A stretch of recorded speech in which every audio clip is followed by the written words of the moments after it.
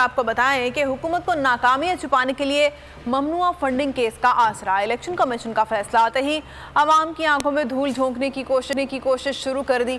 शहबाज शरीफ ने इल्ज़ाम आयद किया कि यह फैसला इमरान खान के खिलाफ चार्जशीट है। मरियम नवाज ने तो इमरान खान को बैरूनी एजेंट ही करार दे दिया।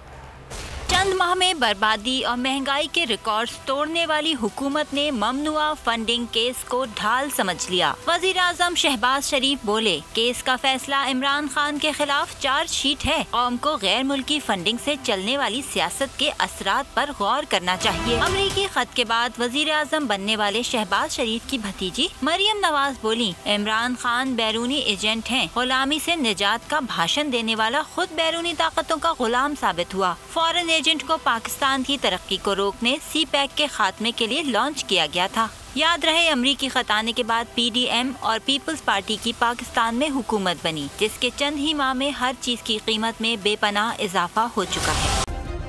सब्सक्राइब करें और बेल दबाएं ताकि कोई खबर रह न जाए।